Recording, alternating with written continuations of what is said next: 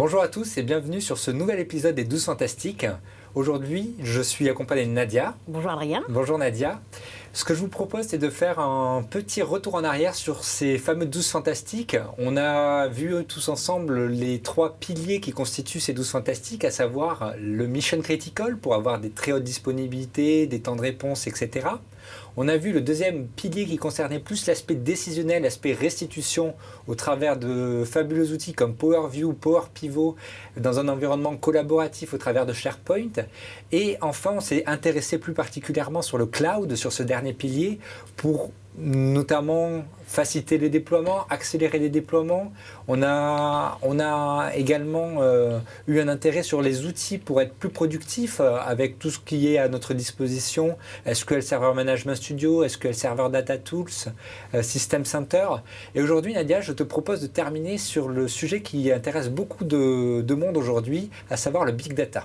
Oui, tout à fait Adrien. Donc aujourd'hui, pour ce dernier pilier des 12 Fantastiques, on va s'intéresser au Big Data et plus particulièrement, puisque quand on est dans le pilier du cloud, ça veut dire que potentiellement, je vais aller chercher des données de n'importe où, de n'importe quel endroit, de n'importe quelle taille, pour n'importe quel type de population. Et donc, c'est tout ce qu'on a réuni autour du Big Data et des extensions des données, de tout type de données qu'on a et qu'on peut gérer aujourd'hui avec les solutions Microsoft.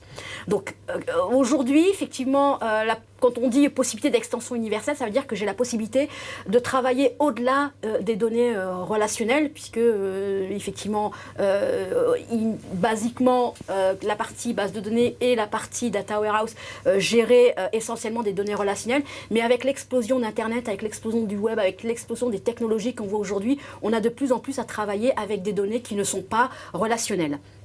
Donc on va voir qu'avec SQL Server, on a la possibilité donc de travailler et de stocker des données à la fois structurées, donc ça c'est les données qu'on appelle relationnelles, et bien sûr des données qui ne sont pas structurées. On va voir qu'on a aussi l'intégration de tout ce qui tourne autour du Big Data, donc on verra tout ce qu'on entend au travers du mot Big Data et qu'est-ce que Microsoft propose autour du Big Data. On verra la partie recherche, puisqu'à partir du moment où je récupère des données relationnelles, des données non relationnelles, mon but derrière c'est de faire de la recherche pour aller rechercher de l'information. Donc on verra que le moteur de recherche plein texte a été refondu. Et puis bien sûr, on verra qu'on a toute la mécanique pour pouvoir faire combiner ces données diverses et variées au sein de mon système d'information. Donc, tout à l'heure, on parlait de gestion de toutes vos données. Alors, qu'est-ce qu'on entend par gestion de toutes les données? Dans SQL Server 2012, on a maintenant la possibilité, par exemple, d'utiliser ce qu'on appelle, une nouvelle fonctionnalité qu'on appelle le File Table, qui va vous permettre de pouvoir gérer votre sous-système disque depuis SQL Server. C'est-à-dire que vous allez par exemple pouvoir définir une variable ou une table qui va pointer sur un disque, sur un sous-répertoire du disque, et puis tout cette arborescence de disque, vous allez pouvoir la piloter depuis SQL Server. C'est-à-dire que depuis SQL Server, avec vos requêtes SQL, vous allez pouvoir aller faire des recherches sur l'ensemble des documents qui ont été créés par Adrien, l'ensemble des documents qui ont été modifiés par telle ou telle personne, en fonction des propriétés ou en fonction du contenu qu'ils contiennent. Donc ça veut dire que du coup, il n'y a plus de barrière entre ce que je fais dans SQL Server et ce qui est stocké sur mon disque. Donc ça, c'est une nouveauté de 2012. Ce qu'on a aussi fait avec SQL Server 2012, c'est qu'on a fait évoluer la notion de file stream.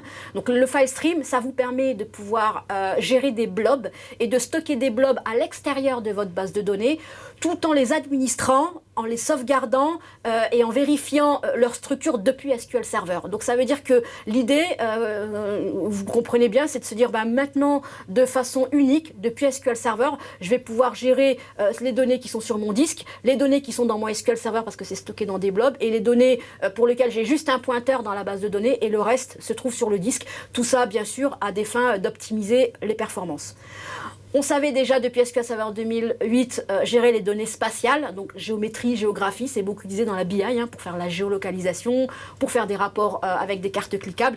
Et bien, dans SQL Server 2012, on a continué cette avancée avec le support de la 2D, de la 3D, c'est-à-dire que vous pouvez vraiment stocker tout type de forme, tout type de données géométrie, géographie au sein de votre moteur de base de données. Donc ça, c'est pour tout ce qui concerne le stockage des données non structurées. Pour tout ce qui concerne l'intégration au sens large de tout type de données, eh bien, grâce à l'ETL, SQL Server Integration Services, eh bien, on est capable avec SSIS de pouvoir se connecter à n'importe quelle source de données, que ce soit du monde Microsoft ou du monde non Microsoft. Hein, on sait vraiment se connecter à tout type de données, les transformer dans Integration Services et puis derrière les restituer et les déverser dans tout type de structure, que ce soit des données Microsoft ou des données externes ou des systèmes d'information qui ne sont pas des données Microsoft. On a aussi depuis 2012 la possibilité de pouvoir utiliser ce qu'on appelle le Change Data Capture et donc la prise en charge pour Oracle. Donc ça c'est une nouveauté de 2012 et bien sûr, et on verra par la suite que puisqu'on parle du big data, on fournit et bien sûr tous les mécanismes pour aller s'interfacer à ces données big data qui seraient stockées dans des systèmes Hadoop qui soient sur des serveurs Unix ou sur des serveurs Microsoft. Donc ça, c'est tout ce qui est autour vraiment des données, comment je gère mes données structurées, mes données non structurées, comment je les stocke et comment j'y accède depuis mon serveur de base de données. Donc juste une petite note sur le moteur de recherche Platex. Donc vous savez, depuis longtemps dans SQL Server, on a un moteur Full Text Search qui permet en fait de faire ce qu'on appelle de la recherche plein texte pour aller faire des recherches dans des chaînes de caractères, dans des catalogues produits. Et bien ce moteur, en 2012, a complètement été réécrit pour prendre en compte tout ce qu'on vient de voir. C'est-à-dire que grâce à cette recherche intégrée et l'amélioration qu'on a apportée à ce moteur Full Text Search, on va pouvoir aller faire des recherches dans des données qui sont stockées à l'extérieur d'SQL Server, combinées à des données stockées dans SQL Server, de pouvoir consolider toutes ces informations pour restituer des informations qui peuvent être dispatchées un peu n'importe où, et tout ça piloté depuis SQL Server. Donc vraiment une recherche sémantique optimisée, performante et vraiment multi-type de données et donc facile d'intégration dans les applications maison. Si on s'intéresse au big data et si on regarde un petit peu plus en détail la partie big data, alors quand on parle de big data, on parle souvent des 4 V, donc le volume, parce qu'effectivement à partir du moment où on parle big data, ça veut dire que j'ai à traiter et à travailler sur des grosses quantités de données, c'est pour ça qu'on les appelle des données big data, et donc tout ça lié au fait que on a des nouvelles sources de données qui sont apparues, vous allez sur Twitter, vous allez sur n'importe quel réseau social, il y a beaucoup d'informations qui sont diffusées et puis de plus en plus les sociétés ont envie d'aller regarder le comportement des internautes pour leur proposer des choses qui leur seraient adaptées. Donc voilà, donc beaucoup de données à gérer là où avant on n'avait pas tous ces mécanismes d'internet qui nécessitaient d'avoir ces choses-là. La variété des données parce que voilà, les données sont sur internet dans différentes formes. Dans votre système d'information, elles sont souvent relationnelles, mais quand elles sont à l'extérieur et quand on parle de big data, on a souvent à traiter avec des données très variables et souvent 80% de ces données-là, ce sont des données qui sont non relationnelles. Il faut vraiment concilier avec ça. La vélocité, c'est tout ce qui tourne autour de la performance, puisque bien sûr c'est un point important du big data, la performance, puisque j'ai analysé des grosses quantités de données, il faut que je sois performant dans le résultat de ces analyses. Je dois vraiment avoir des systèmes d'analyse temps réel, donc par exemple ce qu'on appelle la web analytique, aller analyser en temps réel le comportement des internautes. Vous êtes sur un site marchand, vous avez acheté tel produit, et bien en temps réel vous avez des mécanismes qui vous permettent de vous proposer d'acheter tel ou tel autre produit parce que les internautes qui sont passés juste avant vous ont pris ces informations-là. Et puis le dernier V de la partie big data, c'est tout ce qui tourne autour de la visualisation des données, puisque une fois qu'on a travaillé et trituré toutes ces données, bien sûr il faut pouvoir les analyser, et donc pour pouvoir les analyser, il faut pouvoir les visualiser et les mettre dans un format de visualisation qui soit le plus parlant possible. Et tout à l'heure Adrien nous fera une démonstration sur ce qu'on peut faire autour de la visualisation des données autour du big data. Alors, si on reprend un petit peu la feuille de route Microsoft autour du big data, elle s'articule autour de 2 principales annonces et de 2 principales fonctionnalités qui sont maintenant disponibles. Le premier, c'est une version d'Apache, donc d'Hadoop, qui est disponible maintenant pour Windows Server et pour Windows Azure. Donc ça veut dire que maintenant, sur des serveurs Windows, donc soit chez vous, vous pouvez constituer des clusters Hadoop, ou alors si vous ne voulez pas acheter du matériel spécifique pour pouvoir faire ce type de stockage, eh bien vous pouvez utiliser les versions d'Hadoop qui sont dans Windows Azure. Au niveau de la terminologie, tout ce qui tourne autour du big data, tout ce qui tourne autour, je dirais, des versions d'Hadoop pour Windows, eh bien on a regroupé tout ça autour de ce qu'on appelle HD Insight. Et donc, dès que vous entendez ce terme-là, c'est qu'on sera autour du big data, autour de tout ce qui a rapport à la partie Hadoop pour Windows ou Hadoop pour Windows Azure. La deuxième annonce qu'on a faite, c'est la mise à disposition des connecteurs, puisque une fois que ces données-là sont stockées soit chez vous sur des serveurs Hadoop, soit sur des Windows Azure, soit sur des clusters Hadoop sous Unix, eh bien, il faut aller se connecter à ces données-là. Eh bien, on a maintenant des connecteurs disponibles qui vont vous permettre d'aller vous connecter à des clusters Hadoop, aller récupérer des données Big Data et les importer dans votre système d'information. Donc, on a vu lors d'un épisode précédent que PDW, cette appliance, elle dispose d'un moteur, elle est Big Data Ready, elle dispose en fait d'un moteur qui va permettre en fait de pouvoir concilier ces données non relationnelles avec ces données relationnelles pour pouvoir derrière vous donner de l'information. Donc ces connecteurs existent, ils sont disponibles, ils sont sans frais, ils sont gratuits. Vous les utilisez en fonction de l'information que vous voulez récupérer. Donc vraiment des choses, tout ce qui tourne autour du Big Data est quelque chose d'assez complet. Et donc pour terminer autour du Big Data, cette slide reprend un petit peu la vue d'ensemble de la plateforme Big Data chez Microsoft. Donc vous voyez ici en bas qu'on a toutes les données relationnelles ou non relationnelles. Donc vous avez ici vers la droite tout ce qui est en forme de cylindre, on les a plutôt représentés par des données relationnelles. Et puis ici sur la gauche, on voit toutes les données non relationnelles qui peuvent être issues de sources de données diverses et variées. Ces informations-là, vous pouvez les stocker dans votre data warehouse. Donc par exemple, si vous avez un PDW, vous pouvez stocker ces informations-là dans votre data warehouse. Si vous voulez aussi récupérer ces informations non relationnelles, donc ces informations big data qui seraient stockées sur des clusters Hadoop, Windows Server ou Windows Azure, eh bien vous pouvez utiliser les connecteurs. Donc c'est ce que vous voyez ici au niveau des connecteurs. Donc bien sûr, ça vous permet du coup, grâce à ces connecteurs, de vous connecter à ces données et de les importer dans votre système d'information pour derrière alimenter ou compléter vos informations locales. Par-dessus, on fait de l'analyse, parce que les données, à un moment donné, une fois qu'on les a récupérées, eh bien, le but, c'est de les analyser pour en soutirer de l'information. Eh bien, grâce à la plateforme BI Microsoft, eh bien, on est capable d'intégrer ces données, de les analyser et derrière, de les consolider dans un cube, de les épurer, puisque grâce au module qu'on appelle DEIM, donc le Master Data Quality Services, le Master Data Services vont vous permettre en fait, de pouvoir épurer ces données externes pour qu'elles soient intégrées dans votre système d'information, pour que par-dessus, vous ayez la troisième couche. Donc c'est ce que vous voyez ici vers le haut. C'est tous les outils qu'on utilise au quotidien pour faire des analyses. Donc on va bien sûr retrouver Excel, on va bien sûr retrouver des outils comme Power View, Power Pivot, SharePoint pour tout ce qui tourne autour de l'analyse prédictive.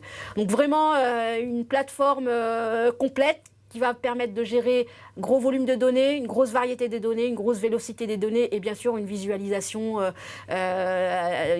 assez optimisée et donc vous donner toute la valeur nécessaire à analyser toutes ces données qui sont de plus en plus volumineuses. Donc pour illustrer tout cela, je vais demander à Adrien de nous faire une petite démonstration d'analyse de tweets. Et donc vous allez voir qu'on va combiner Excel, on va combiner de la BI, on va combiner des données Big Data puisqu'on va les récupérer de tweets. Tout ça dans des outils familiers. Donc je passe la main à Adrien qui va nous faire cette démonstration tout de suite. Très bien Nadia, ce que je te propose c'est de passer par le fameux plugin Analytics for Excel. Je ne sais pas si tu connais, donc c'est un add-in qui est gratuit, qui va nous permettre d'analyser les tweets au travers d'Excel. Il faut savoir que l'add-in est disponible pour Excel 2010 ou Excel 2013 et que vous pouvez télécharger librement sur le site extendedresult.com. Cet add-in, une fois qu'on l'a téléchargé, il va nous installer quelque part un fichier Excel sur notre poste de travail qui va nous permettre de pouvoir analyser les tweets. Donc si j'ai envie de voir la notoriété d'une marque ou d'un produit ou d'une compagnie, par exemple ici c'était dédié sur Surface, où on peut voir que sur Twitter par exemple, les gens sont beaucoup plus actifs pour parler de Surface l'après-midi plutôt que le matin ou pendant la nuit. On peut également voir les différents types de tweets. Est-ce que c'est des tweets originaux ou est-ce que c'est des gens qui ont forwardé des tweets déjà existants. On peut voir également les différentes sources sur lesquelles ces tweets ont été postés. On peut voir les hashtags, etc. Bon, aujourd'hui, on a des tweets sur Surface. Ce que je te propose, c'est de faire une nouvelle recherche, par exemple. Quand j'installe mon add-in, j'ai un nouvel onglet qui s'appelle Analytics for Twitter, sur lequel j'ai la possibilité de faire une nouvelle requête. Bien évidemment, pour faire une nouvelle requête, je dois déjà posséder un compte Twitter. Pour le coup, je vais utiliser mon compte Twitter, je vais lui dire d'autoriser l'application et d'un point de vue sécurité, il va me demander de rentrer un code PIN. Hop. Bien évidemment, ce code PIN est généré à chaque fois. Prochain écran, on a un autre écran qui va nous permettre de justement venir faire des recherches. On peut faire des hashtags, les fameux dièses avec le mot qui suit. On peut nommer quelqu'un en mettant le arrobase et son nom, ou on peut mettre simplement des termes de base de données. Aujourd'hui, par exemple, on pourrait très bien imaginer faire une recherche sur les choux à la crème, par exemple.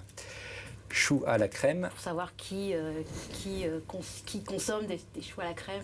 Exactement. Quels sont les tweets autour des choux à la crème. Du coup, je tape mes mots-clés, je fais une recherche et mon add-in Twitter va automatiquement lancer mes recherches, va aller interroger Twitter pour savoir quels sont les utilisateurs qui ont posté sur ces fameux choux à la crème. Alors, on va juste le laisser... hop. A priori, c'est bon. Une fois que les tweets ont été récupérés, on va pouvoir aller dans notre onglet Data, rafraîchir nos données pour que notre rapport justement puisse se mettre à jour et vienne afficher les données qui sont relatives aux choux à la crème. On va le laisser pédaler un petit peu. Bien évidemment, comme tu l'as dit tout à l'heure sur le Big Data, on se retrouve avec des volumétries de données qui sont assez importantes. Ceci dit, c'est quand même assez rapide puisqu'on a déjà les résultats ici. Oui, exactement. Je l'ai laissé tourner que pendant un court laps de temps. Bien évidemment, si on va aller interroger demain comme des mots-clés comme sur Microsoft ou autre, on va récupérer des millions de tweets où ça va être un peu plus important. Aujourd'hui, sur les choux à la crème, on peut voir l'évolution des gens qui ont posté, donc 290 tweets. Bien évidemment, les gens ont parlé de choux à la crème plus l'après-midi et plus le soir peut-être pour leur dessert. Alors du goûter, oui. Et du coup, on a d'autres rapports. Ça, c'est un premier dashboard. On a également un autre rapport pour voir, par exemple, qui dans le monde a parlé justement de ces choux à la crème. On a la possibilité de voir également les personnes. Hop. On va laisser le rapport se rafraîchir. Et tous ces rapports sont des rapports qui sont fournis par défaut avec l'add-in Tweet Analytics. Oui, exactement. Là, par exemple, cette fois-ci, je peux récupérer les personnes. Donc, on peut voir que, par exemple, Albert, Monsieur Dupont, Geoffroy, par exemple, aiment les choux à la crème. Donc, on a les top followers, les gens qui... les mots-clés associés. Donc, c'est plutôt sympathique si on veut justement regarder l'influence qu'on pourrait avoir. Ici, les choux à la crème, bien évidemment, terminologie française, beaucoup plus en France, au Canada et un peu au Mexique. Dans les pays francophones quand même. Etc. Donc par profil, on peut vraiment aller bien loin. Des fois, il y a beaucoup d'entreprises qui veulent avoir les notoriétés des marques, etc. Et du coup, on peut jouer avec cet outil-là pour voir si une marque ou autre est plutôt positive, plutôt négative ou entre les deux. Ou la notoriété d'un film, par exemple. Exactement. D'accord. Donc voilà, il existe pour Twitter, il faut savoir qu'il existe également pour Facebook. De la même manière, il s'installe via un plugin Excel qu'on peut installer sur du 2010 et du 2013. D'accord, très bien, très intéressant et des mots très parlantes et très visuels. Merci Adrien. Et donc je remercie Adrien donc, pour cette dernière démonstration de ces derniers épisodes, puisqu'on vient de terminer le 12e Fantastique, des 12 Fantastiques d'SQL Server 2012. Donc on vous remercie tous d'avoir été présents lors de ces épisodes. Je remercie Adrien. Merci Nadia également. Voilà, on vous remercie. On espère vous retrouver bientôt, probablement avec d'autres épisodes, Adrien. Je pense qu'il y a quelques annonces qui vont arriver. C'est peut-être l'occasion de continuer à faire des vidéos si vous êtes intéressés. Oui, tout à fait. Donc à très bientôt. Merci à vous, merci Adrien, et au revoir. Au revoir.